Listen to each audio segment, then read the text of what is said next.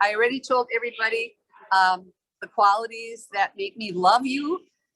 She is the executive director and lead organizer of MICAH, a skilled public speaker, event planner, community outreach, civil rights, social action.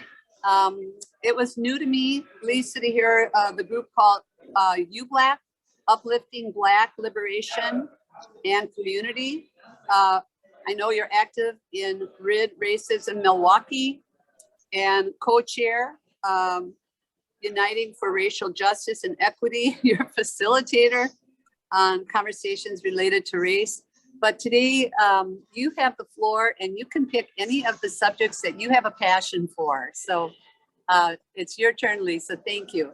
I think you're getting them to talk about just a brief couple of minutes. I would really like to finish hearing everybody. Oh, thank you.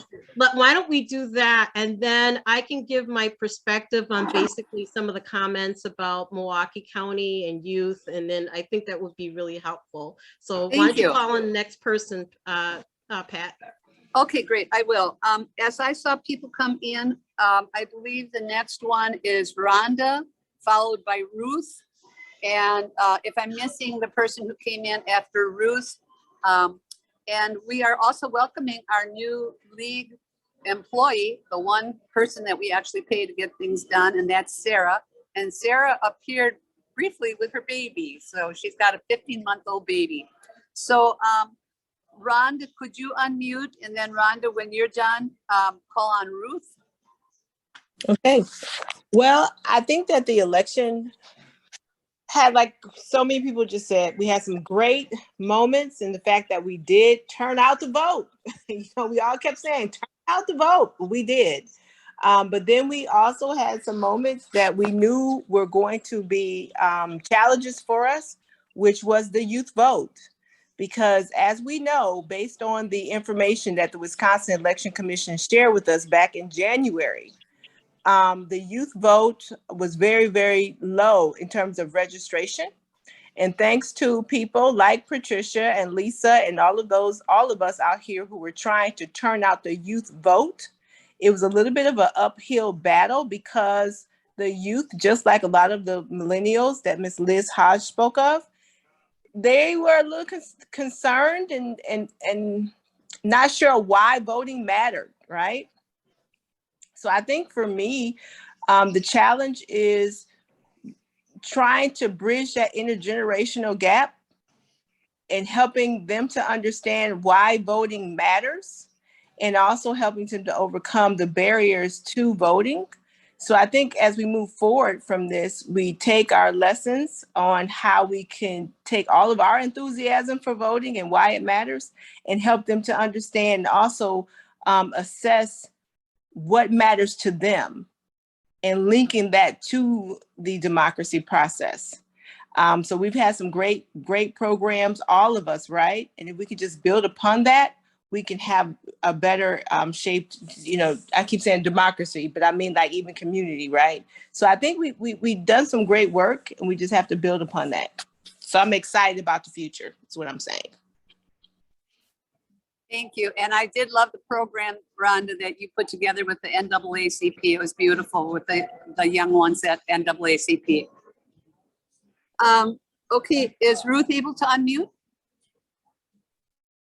I'm here. I'm just stepping in for as long as I can, but I was really happy to hear that the youth were coming to the table. I just thought it would be really important for us to reach out to some people that we had not reached out to before as far as the youth goes. I used to work for Milwaukee Job Corps Center prior to retiring from them. And so I said, we're going to connect the lead to Job Corps. And because it's a federal facility, it's not the easiest thing to do. But I was able to reach out to the contractor who has the federal contract for that educational facility.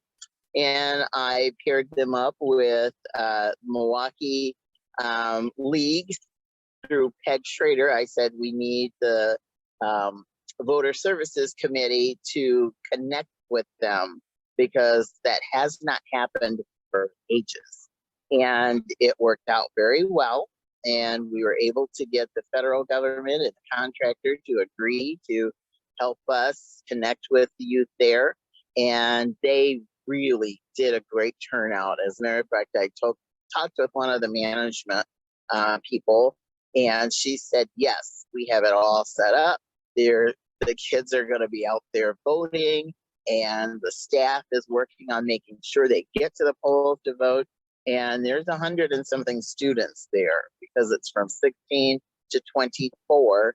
And some are a little bit old still. So I have 100 plus new voters out here.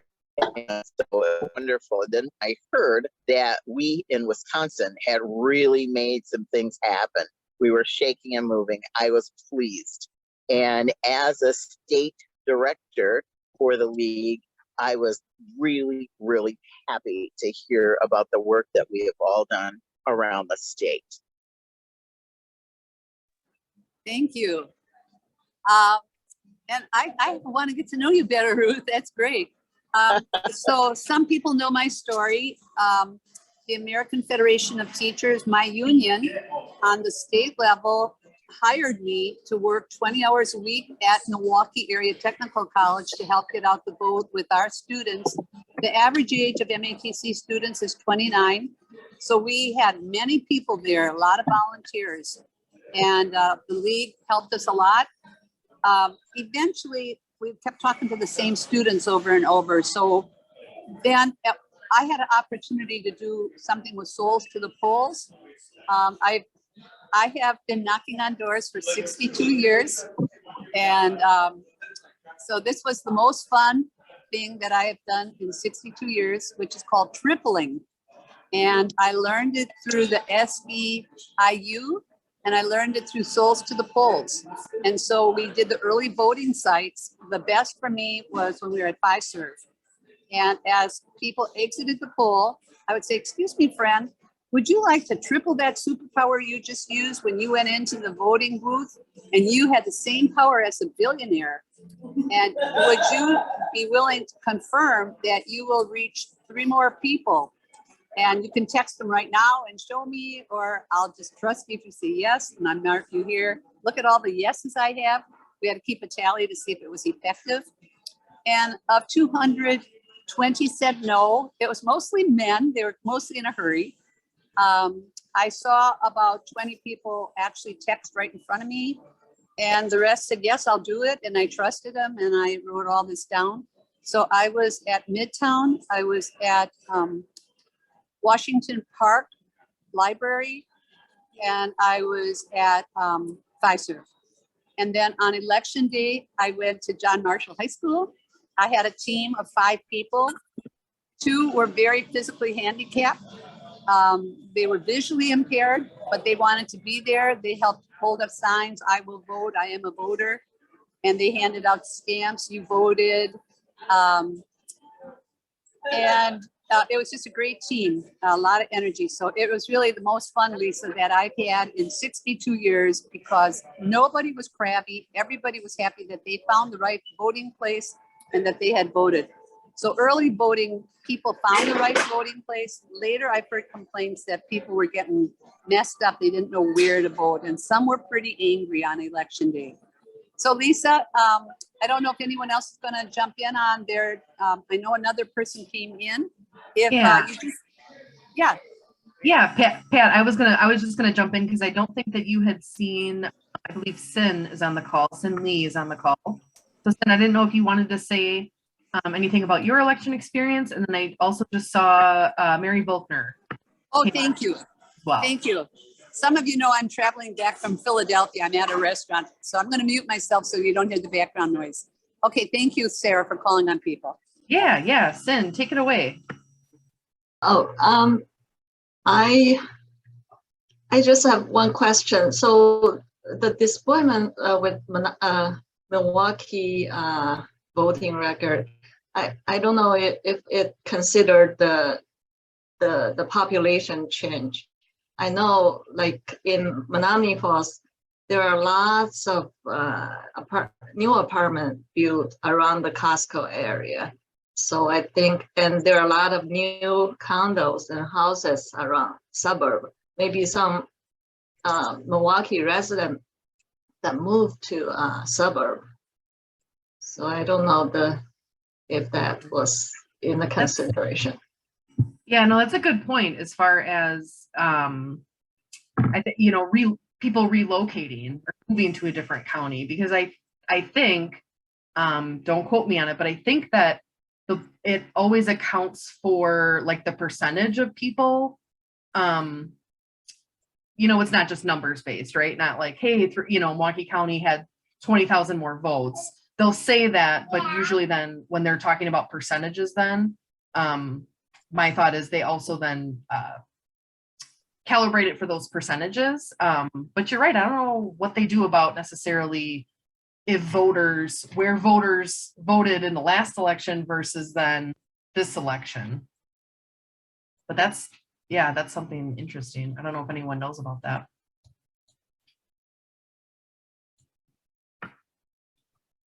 That's okay. Awesome. Well, thank you for contributing, Sin. Did you want to say anything else? No, I think I work with the Menominee Falls grassroots, and we're hard. We turn up. Gotcha. Awesome. Perfect. Well, thank you for joining us. And as Pat had said too, I'm Sarah Feifel, so I'm the new admin assistant for the league. And election day, I actually voted on election day. I myself also like to vote on the day of. I was able to take Luke, my 15-month-old son, that some of you saw earlier.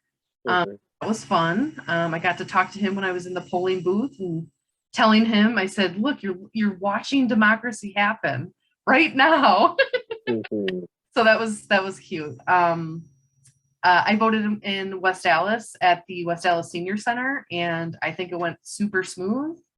In one door, out the other door that was right around the corner. So you could still have easy access to the parking lot, which parking lot was small, but there's also street parking.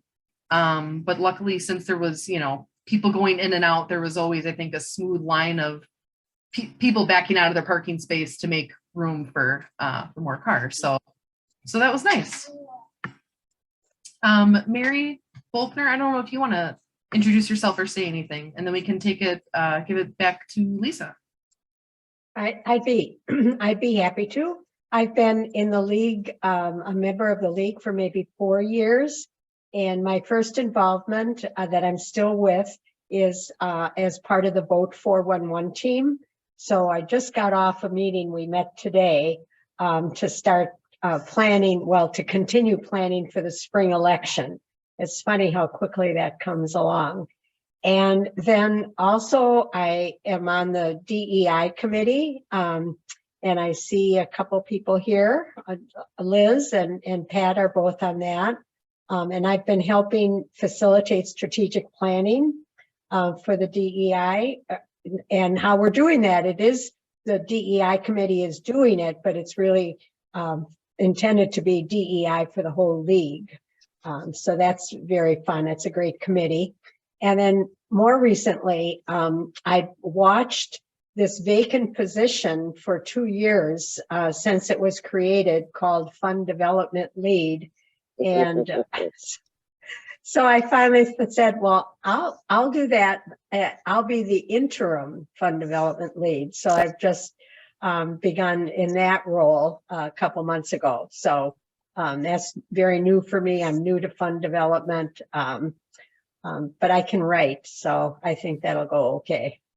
So that's me. And personally, I'm married. I have 2 girls, and each of our daughters has 3 children. The youngest is 3 weeks old, so so that's lots of fun. So that's me. Thank you. Thank you, Sarah, for asking. Yeah.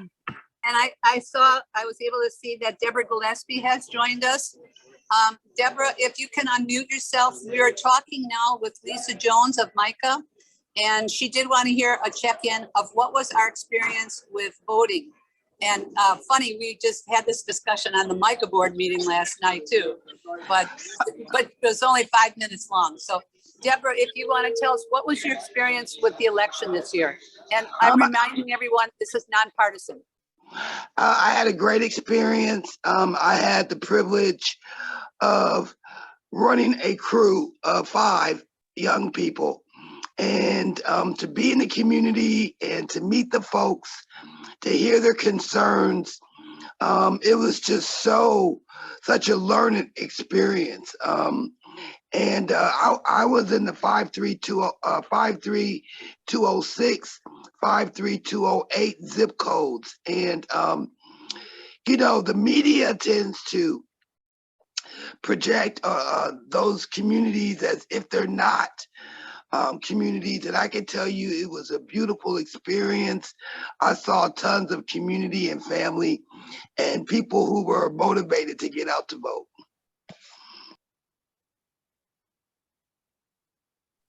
Thank you. Okay, Lisa, we are eager to hear from you. Right. Thank you, everyone. I see Ruth put her hand up. Did you have a question, Ruth? Well, I just wanted to share something real quickly for Zen. I didn't know if she knew that on the border between Brookfield and Menominee Falls, there are spec builders building huge communities out there. So for spring, if she's doing door knocking or whatever, she may want to hit those areas.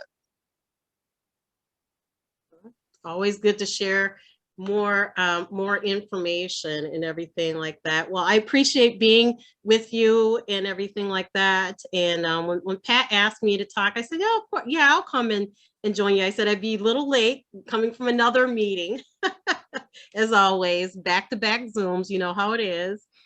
But I wanted to just, you know, it was good to hear everybody's kind of reflection and then or what they did for the election.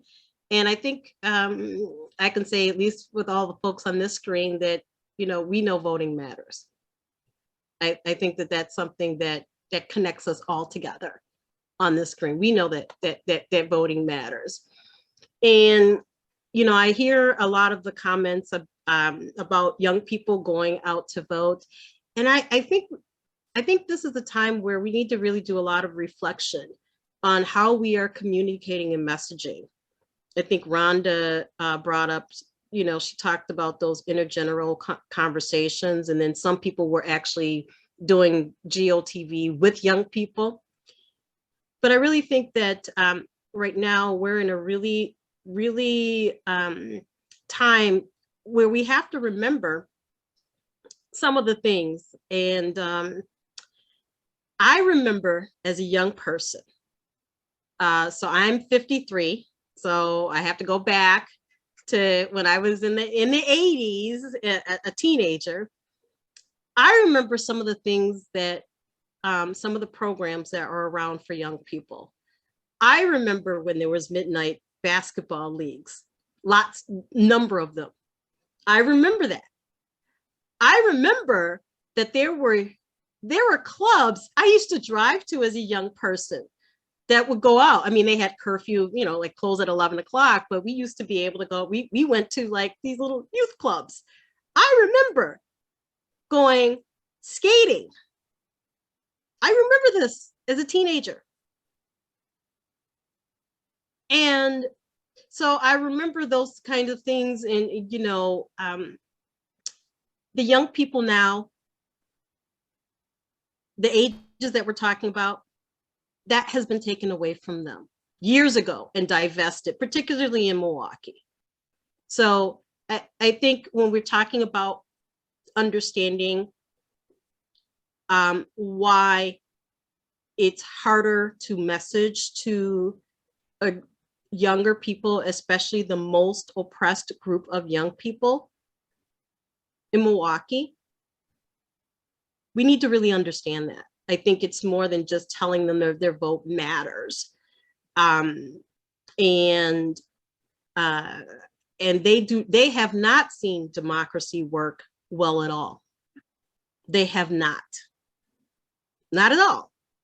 The police gets the budget, the most of the budget.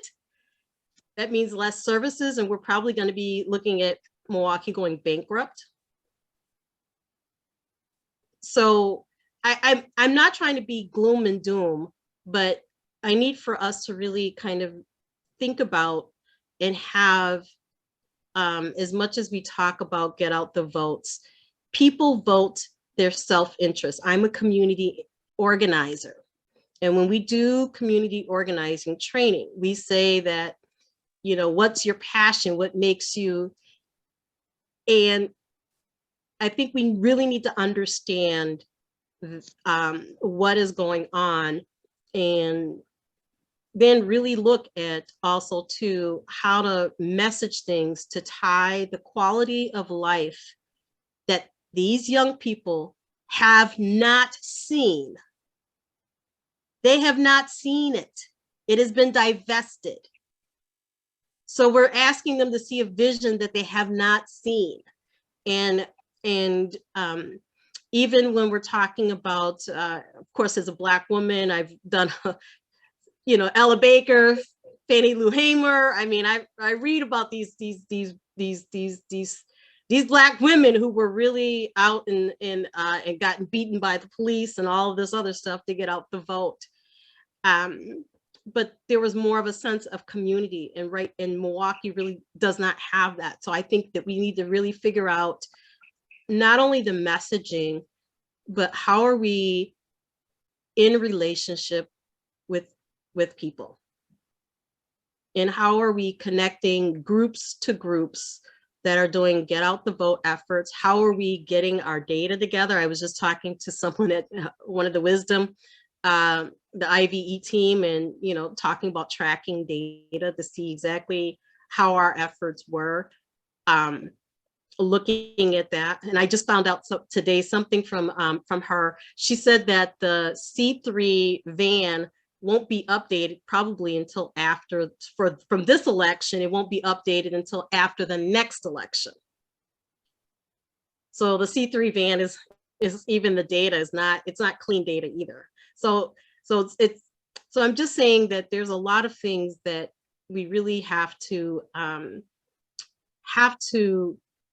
look at of what's going on. And then when you look, and then when I did the deeper dive, did you guys see the article in the Urban Milwaukee that actually has some really good data and numbers? I'll put it in the chat. This is specific to Milwaukee.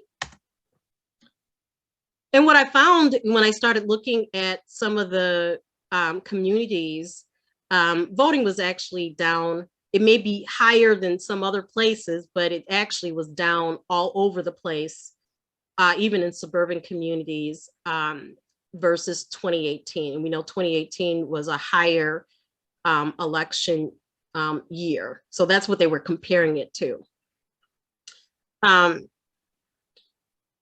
But I want us to really kind of really dig into that of what could we be doing that could really message and cast a vision of what the world could be together.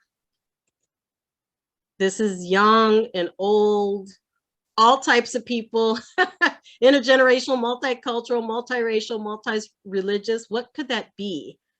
And I think if we were starting to cast a vision and really working on some of the issues, like housing is a big issue.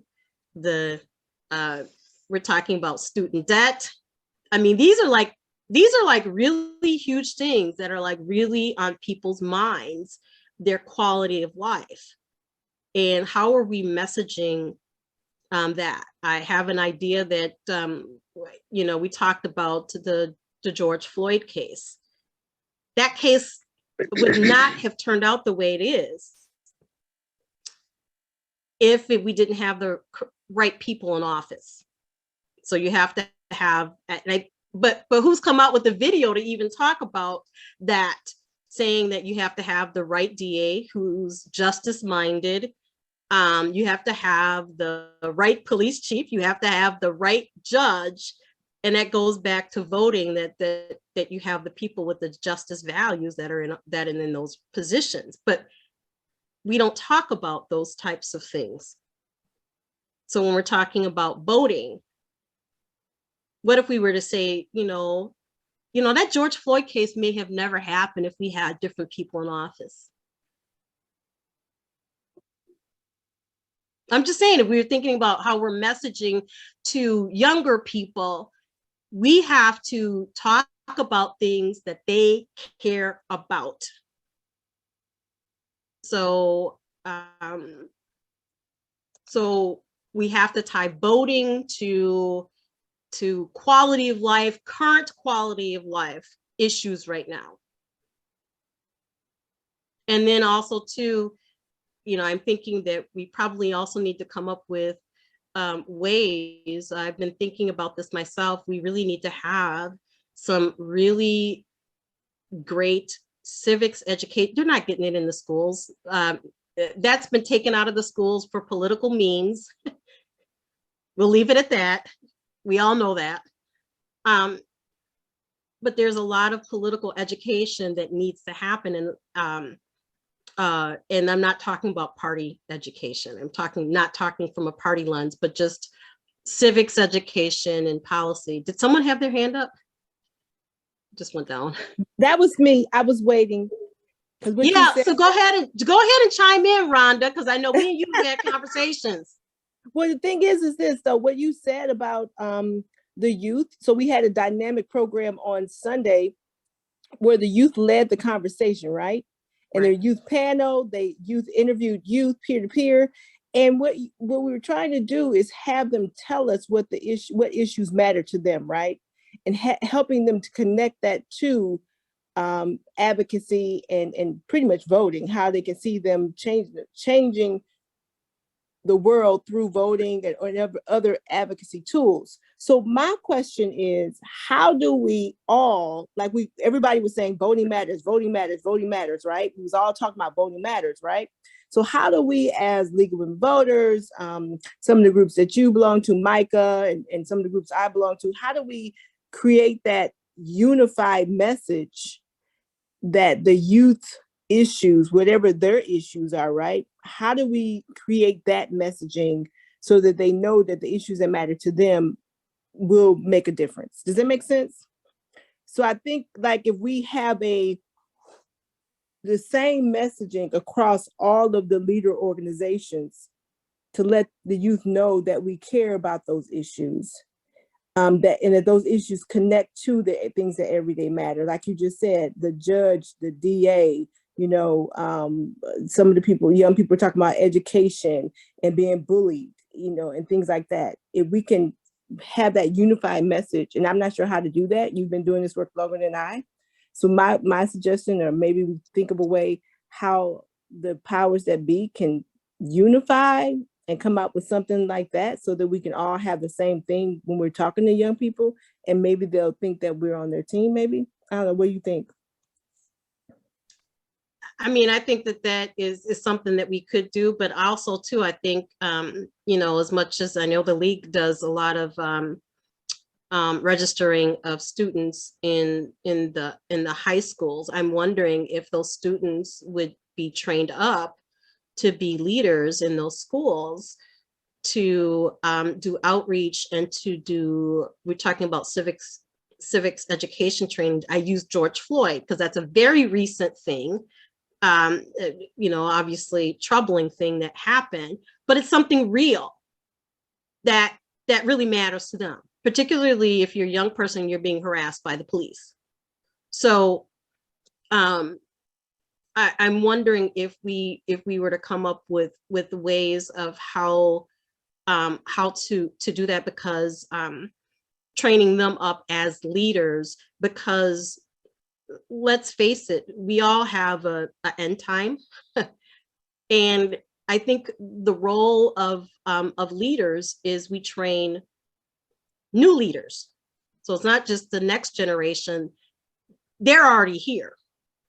So they're current leaders, even if they are 16, 17, 18, they when I look at LIT, And I see some of the things that some of those leaders do. So how do we do that on a greater scale, and doing it in relationship with, and not like dictating like for, like, because I'm the elder per se, or I've have this long lived experience.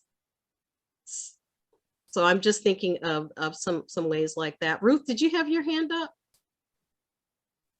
Well, I did. I wanted to give kudos to the Milwaukee County League for the work that they're doing in the high schools. Any high school that wishes to reach out to them, not just in Milwaukee County, though, the efforts that they have for distributing toolkits that have been developed for working with teachers who may be now quote unquote history teachers, to also work in teaching civics in their classrooms. I have to give them kudos for that work, and we need to continue doing that, ramp it up even more. But I also think that there's so much that people can do just individually to try to help young people come together with others in their communities to say, oh, here's what I'm thinking, and here's what it, deals with matters that I'm interested in, and be able to listen to them and develop relationships with them. Prior to the pandemic, I was funded by the Greater Milwaukee Foundation for a program that I did called a Close Knit Community Workshop, in which we looked at, okay, what is it that tends to give people a sense of, community and camaraderie, but in a very non-threatening way. And so through Fiber Arts, we were able to get a very eclectic age group going, working on this and talking about all sorts of topics. And I let them know, I said, well, we prefer it to be, nonpartisan in nature and definitely non-judgmental. And we want people to listen to what everyone has to say around the table, and then comment as you wish. So with the pandemic, that ended, but we started out with 4 people, and we ended up with people all over the city and even from other states coming in to work with that. And we even did some video programming with people from Senegal who said, I want to contribute some things, and I want to talk to people, and I want to hear what people have to say. And I thought, that's fabulous. So as an individual, I found I was able to bring together actually large groups of people to say, I want to be able to express myself and hear others, and have people who could help me to move into a leadership position come to know me and help me do some of the things that I feel would be important. And we were especially hoping to see, and we did, the Gen Zers, because, hey, stuff is coming around the corner faster than we think with this particular aspect of our community. So I don't know if this helps people understand, but even at the library now, people ask me, they said, well, even though the program that you had prior to the pandemic has ended, could you come and work with the community? So there was a library in particular that I wanted to work with, because that area of our city had not really had the opportunity to have people reach out to them in a way that was meaningful. So I agreed to do it. And every time we meet, it's like a new group of people, and the group tends to get big. And then if people can't come, it's a little smaller, but everyone has indicated it's wonderful getting together and having discussions and feeling it's a non-threatening situation. And I can express myself, and I can get feedback, and I can get encouragement to move onward and upward if I choose to become a person in politics or whatever. And I think that individuals can do those things. They just have to look at, what can I personally do? Because if they're thinking that way, it's real. And students now, and having worked with thousands of students in my history of the age group that we're talking about, it's like, if you're real, I will listen. And if I can see that you are encouraging me to be all that I can be, I will move forward in a great direction. Does that help? I agree, and I'm going to jump in on that one, Ruth. So I was in 7th grade when a priest was being punished for union organizing in South Bend. So they sent him to my conservative St. Bernard's in Watertown.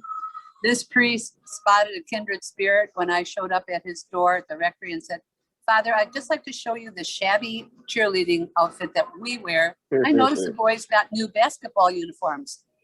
And he spotted a kindred spirit. He started working with a group of us. And that man in 7th grade had a lifelong impact on me.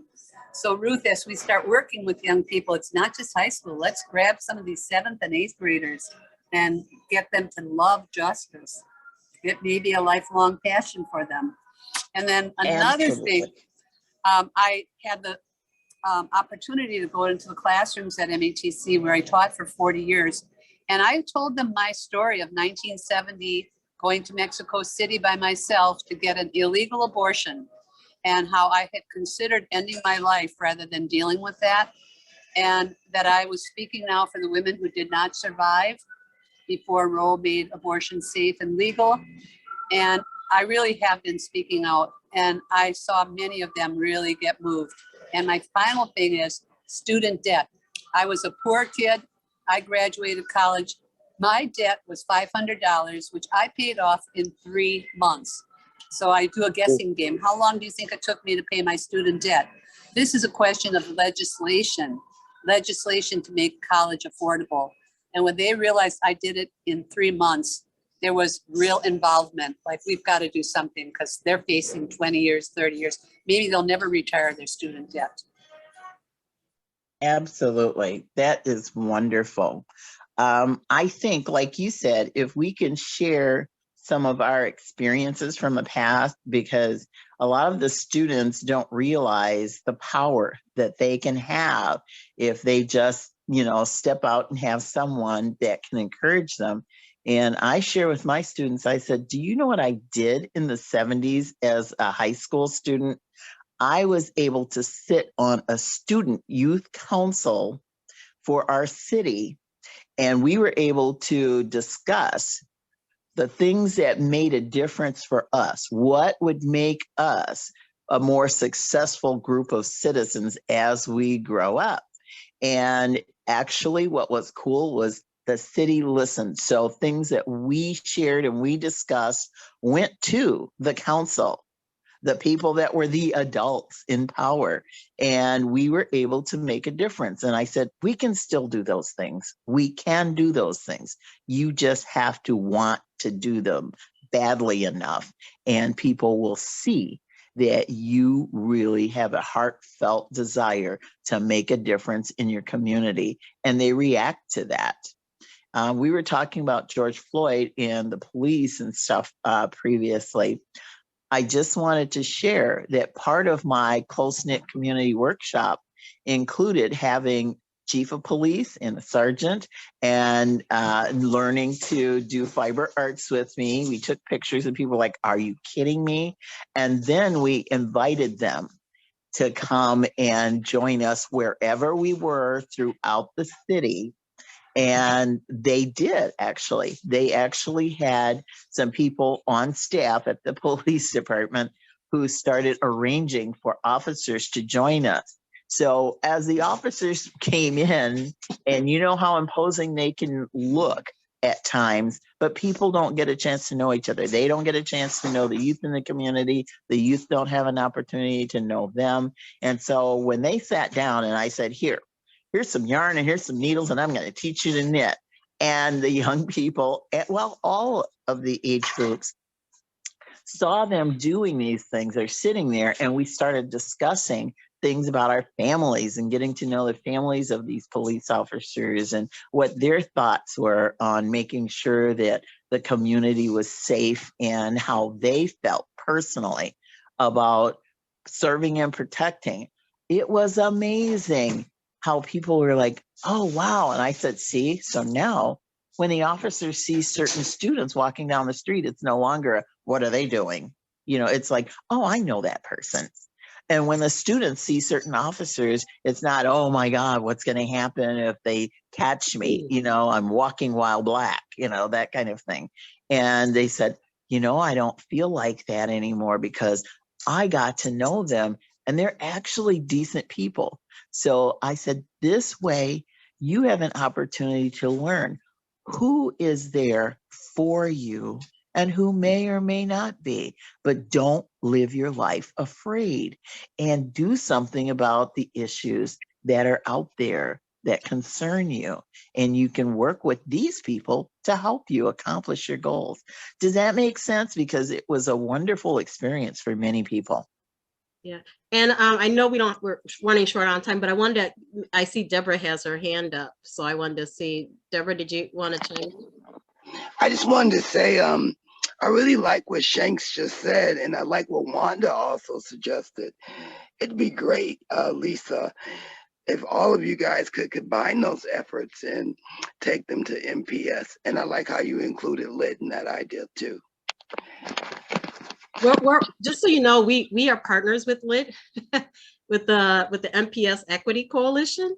So with the high suspension rates of Black students.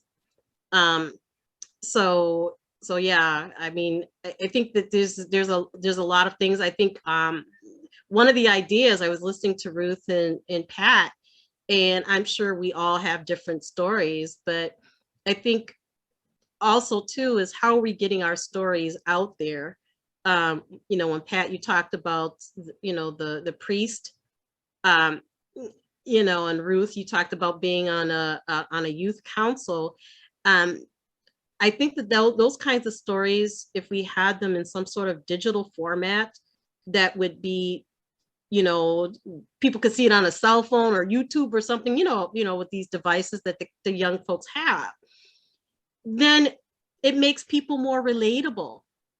Then you're not, you know, no, you're not just seen as an elder or somebody's my grandmother's age. You know, I mean, that's the truth on some of the people on this call, or like my mother, you know.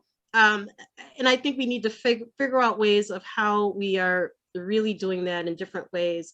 The last thing I wanted to say also too is and one of the things that we're probably going to be talking about deeper in MICAH, particularly our Religious Leader Caucus, is this city is of course, it has a lot of great things, but it has a lot of trauma. There is a lot of care and chaplain and pastoral mental health care that needs to happen in the city. So we cannot, just like what I'm saying, that those things, they have not seen those things, but when you're living in a state of chaos and divestment, poverty, systemic racism, you know, there's a lot that you have to overcome to reclaim your power that these barriers have taken from you and that white supremacy culture has done. So we have to keep this in mind of when we are talking to folks.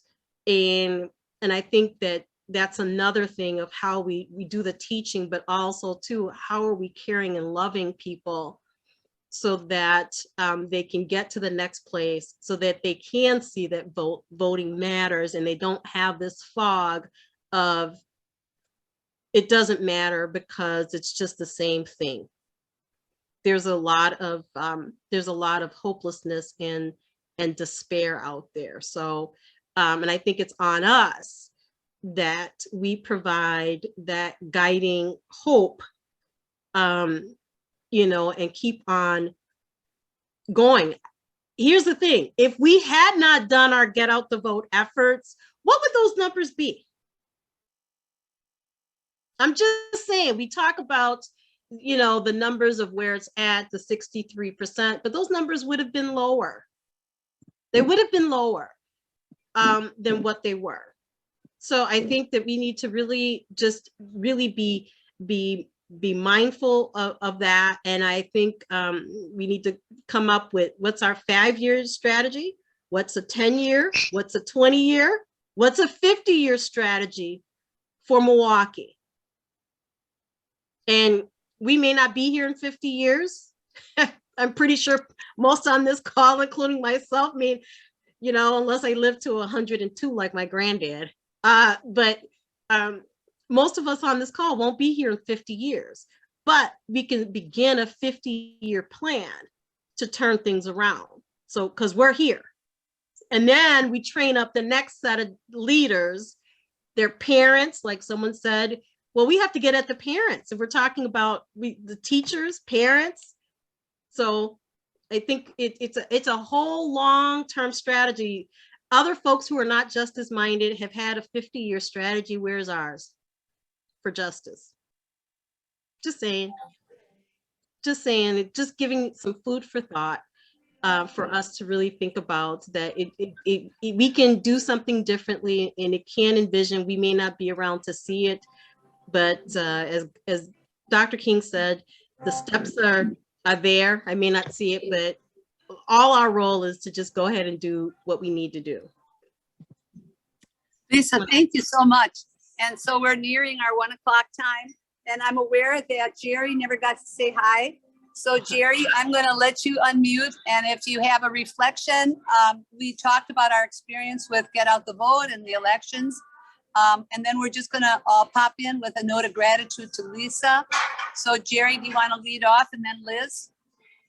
Well, I'm a friend of Lisa's from MICAH, and to get out the vote was so important. The thing that bothers me is the fact that there were 74,000 less people voting in Milwaukee County than in 2018. And with the importance of this, that's just unconscionable. So, as much as we can pat ourselves on the back now, we have to work harder in 2 and 4 years. Yep. Liz, I know you're off to exercise. Did you want a final word? Yes, this was a good session, and I appreciate the ideas for how to message the younger folks in a different way. I think YouTube would really be helpful. That's where I see a lot of messages, and also just adding to us when we start telling our own stories about our own activism. For me, 15 years old, Father Grappi. So this really works. So I'm going to be personally thinking of things that I can do in terms of messaging. It might be mouse pads, it might be bookmarks, it might be more buttons, but we've got our work cut out for us, but I think we're all up for it, and I'm going to sign off. Okay, thanks so much.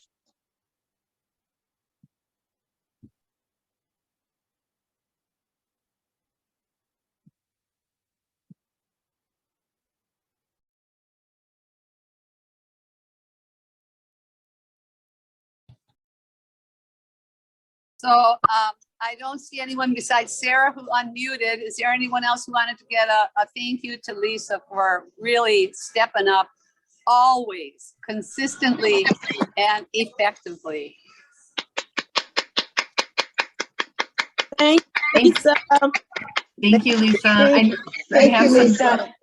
We have some you so links and much. gratitude in the comments too. Oh, thank you so much. I always like being with the league and with siblings who are justice minded and, ready to do the work. So I appreciate all of that. Thank you. Truly, thank you. And Thank you. Lisa, I'm more available now, so I'd like to do some of that work with you, especially with Milwaukee Public Schools. Yeah, I think let's talk about because we need to get a voting task force, permanent voting task force in MICAH. Love it. So that's actually what needs to happen now.